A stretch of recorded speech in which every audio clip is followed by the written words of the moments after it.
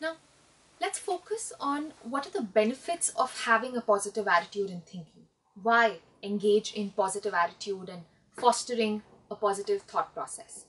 Well, if I look at it closely, if I have positive thoughts, I am bound to focus on all the good things.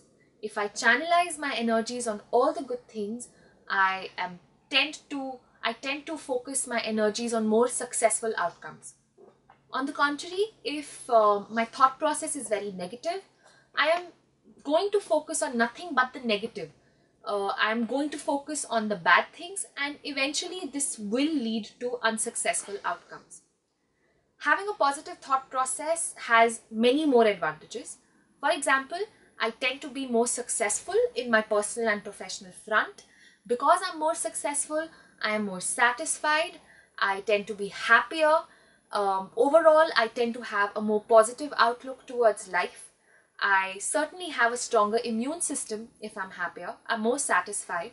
I tend to surmount all challenges and difficulties. I look at any new task and challenges as an opportunity to grow.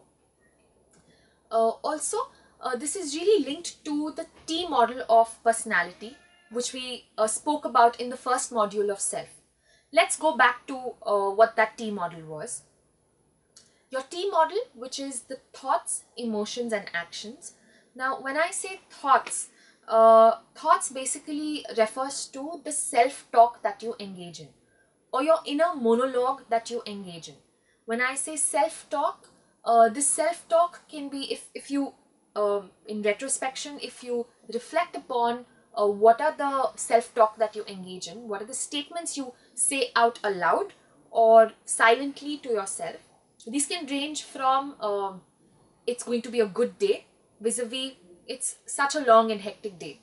It can range from this is really interesting, I can do it. It's different, but it'll be fun.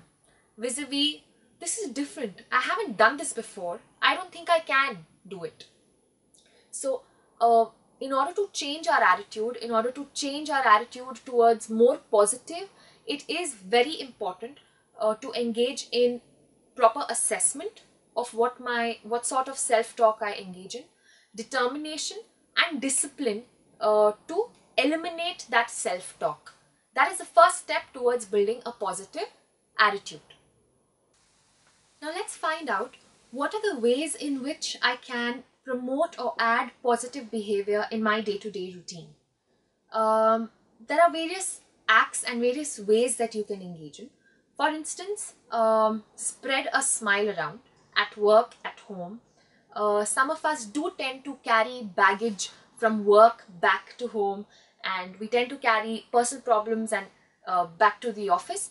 Try and draw a line between, try and not carry that baggage from work to home and vice versa. I understand this is easier said than done. Also, if I gain more respect out of doing this. I am perceived as a natural leader if I'm more positive in my approach. I can engage in random acts of kindness, say taking coffee for someone at work, taking a surprise lunch, giving a surprise gift, say paying toll tax for the car behind you. Now these are random acts of kindness which will make you feel good, and not just you, it will also make the other person feel good. I can also engage in spreading some positives on the negatives. How? Say, never miss an opportunity to compliment somebody. If you do have some criticism coming your way, be open to criticism. Think of it as ways to improve when people criticize you on a way of you doing a task. Be open, keep your mind open to changes and ways of doing things other than the norm. You can also engage in being more empathetic. Now, being empathetic is different from being sympathetic. We'll dwell on this a lot more when we talk about emotional intelligence in the next module. So, we be empathetic. I also need to cultivate a sense of humor, learn to take things with a pinch of salt, but be careful, especially when cultural differences come into play. Something that I might consider funny may not necessarily be considered funny in somebody else's culture. So before cultivating your sense of humor, learn to draw the line and do not don't cross that line. Also, you can even promote respectfulness. Now, this is something I would like you to focus on. When I say promoting respectfulness, you must have heard of the term reciprocity. What is reciprocity? Well, reciprocity, put simply, it means reciprocity, or to reciprocate, is that I treat others the way I wish to be treated by them. It's more like a let's say there's a metaphor that says what goes around comes around, or let's say you have a frisbee that you throw across and it goes around and it comes right back. It's basically like a mirror reflecting. So I treat you respectfully, chances are I treat you the same way that I wish to be treated by you. So if I treat you respectfully, you will treat me the same. um, take your day-to-day examples. For instance, how many of us take the metro while traveling, or how many of us take the tram while traveling? Chances are, if there's someone who offers you their seat, uh, you feel compelled to return that act of kindness. So what is reciprocity? Well, reciprocity, put simply, is say I treat you or I treat others the way I want to be treated by others.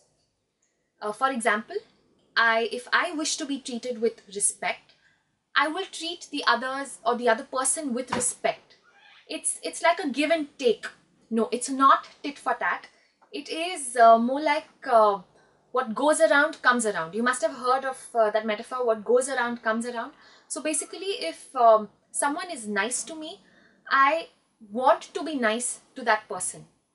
How many of us take the metro while traveling from to and fro from work and home? Or we take the tram and we use the public transport.